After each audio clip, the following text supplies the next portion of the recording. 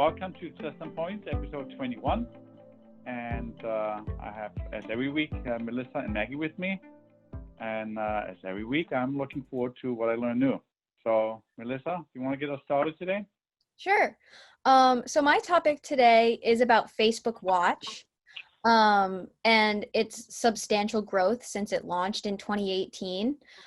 They reported just this past week that Facebook has seen 1.25 billion visitors each month in its Facebook Watch platform, compared to only 720 million watches in this time last year, the summer of 2019.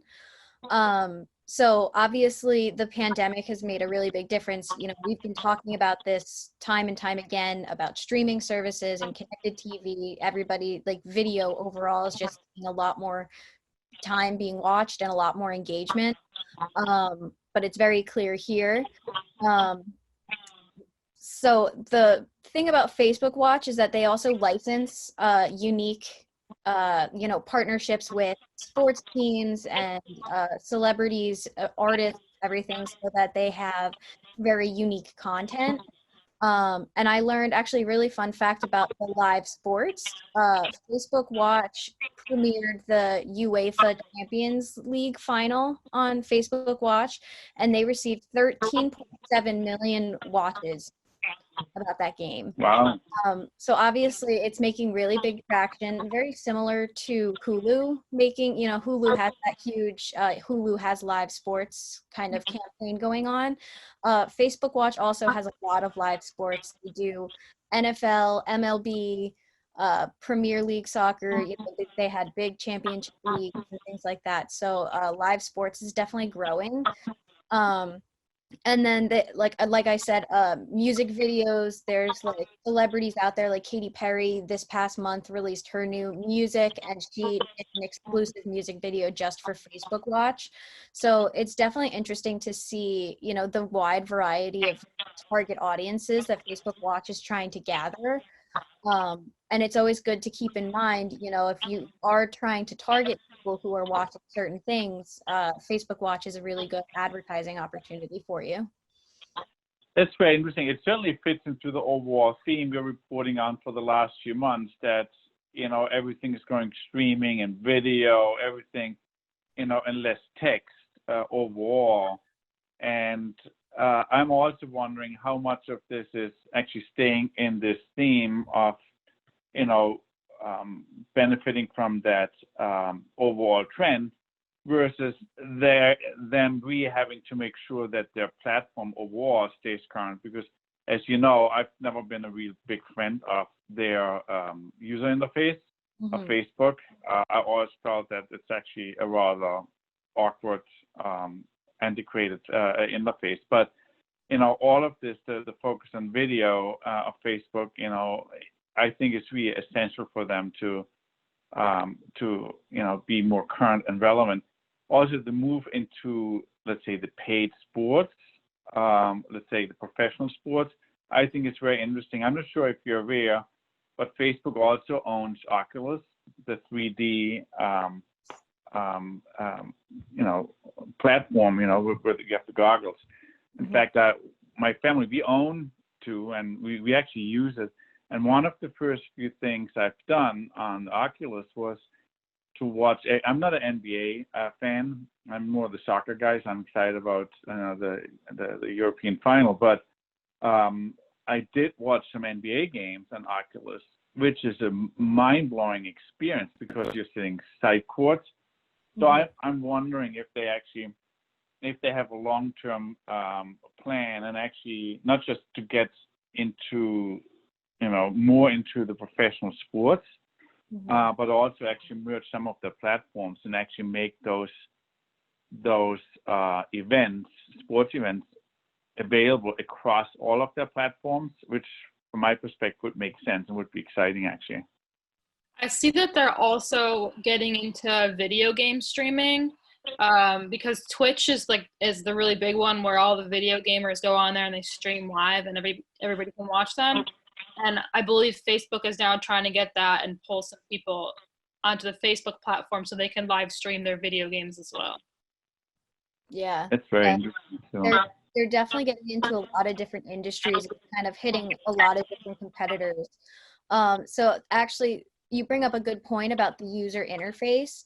They actually also announced that they are going to start customizing your feed a little bit better, and you can follow certain hashtags or topic categories so that you never miss a new post with those hashtags. that's interesting too. So, I'm the first to admit that I'm a little bit ignorant regarding Facebook because I'm not a heavy user. But you were not able to use hashtags free in Facebook. And I know I use it on Twitter a lot, but on Facebook it's not something you use. Is this basically? Are you saying that's something that they will focus on more? Yeah, when you publish a video to Facebook Live, you are tagging it with various topics or categories. I think they call them topics.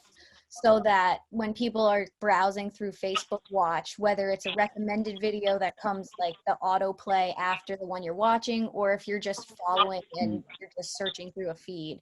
So they're trying to make it a little bit more customized to what you specifically want to see. Definitely all interesting. We should watch this closer and monitor this for our clients. I don't know if we've done work in this space, but it's definitely something that we should keep a very close eye on for our clients too. And we'll report back on this soon. Maggie, what do you have for us? So my topic is about Microsoft advertising, also known as Bing, and how they're expanding their search targeting in various countries. So the first change that Microsoft advertising is doing is they're expanding their LinkedIn profile targeting. So Microsoft acquired LinkedIn about 2 years ago. They added LinkedIn profile, so they added the LinkedIn profile targeting on Bing, but it was in beta and just available in the United States. Now the LinkedIn profile targeting by job function, industry, company, that's all available for search campaigns now in the US, Canada, UK, Australia, France, and Germany. The second change that they're doing is dynamic remarketing for shopping ads that debuted last year is now out of beta. So with these dynamic remarketing lists with a shopping campaign, you can retarget visitors to your site with shopping ads of the products they viewed. And then the customers are removed from those remarketing lists once they have purchased a product. So that way you don't waste any ad spend on them after they already performed your conversion. And then the last one is in-market audiences are now available for targeting in France and Germany to reach users who have indicated purchase intent for certain products based on our search history and page views. Mm-hmm. So now there are more than 100 French audiences and more than 200 German audiences. And in the US, Microsoft actually added 47 new in-market audiences this past July, and making it over 700 in-market audiences available. So overall, a lot of this stuff is geared towards other countries, but it's good to see Microsoft constantly improving their targeting capabilities as it's helpful to expand and refine your targeting, which in turn improves your performance. Plus, the LinkedIn profile targeting that they have is very unique. Wow, that's very interesting. You know, it's like. Mm-hmm. Wow, that's very interesting. Now we are on record now for months that we are not happy with the Google search and the direction is going and the lack of competition. I think this will certainly mix things up a little bit, and we've always been looking at Bing, although it's a small percentage of market that they have on the search engines. We always consider them viable and worthwhile to look at for our clients. And I think this could be very interesting on a B2B, from a B2B perspective. LinkedIn has really grown as a major channel for business development. Business developers have been using LinkedIn a lot over the last few years. And I think this move will make this could be a game changer to a certain degree. They will certainly take business away from Google on that, and I'm excited about that. Right. Because if we can melt the LinkedIn B2B marketing with the search engine, that could be very, very interesting. Another thought I just had that it's just, as you were talking, was with the different audiences and maybe them being able to capture more market share on the search engines on the B2B side with the integration of LinkedIn. Is I'm wondering if they think mid to long term the integration of all of that into Microsoft Office 365, because it's a cloud-based Office suite, which basically they more or less, I think, moved a rather large percentage of their clients to that, because that allows them now they would be able to integrate actually a lot of features and search right into the Office platform, which is still the most used Office platform. Right. And that could be very, very interesting if we could have contextual search within your documents or when you're developing product presentations or whatever, and you can actually do the search right out of the Office suite. It's kind of interesting thought. Mm-hmm. So, wow, that's definitely a space to watch. Let me move on with my topic today, and that is how to maintain a good customer experience or patient experience despite the USPS. I'm not sure. Everybody has heard about the issues at the U.S. Postal Service with the U.S. Postal Service. I personally have experienced myself. I just actually received some medication from a pharmacy that I ordered, and they were 30 miles away from my hometown, and it took them 2 weeks. It took 2 weeks before I got my medication. And I also actually, when we talked about that, I think in one of the episodes, that even Amazon has problems to deliver on the promise of next day delivery sometimes, or at least this year, increasingly.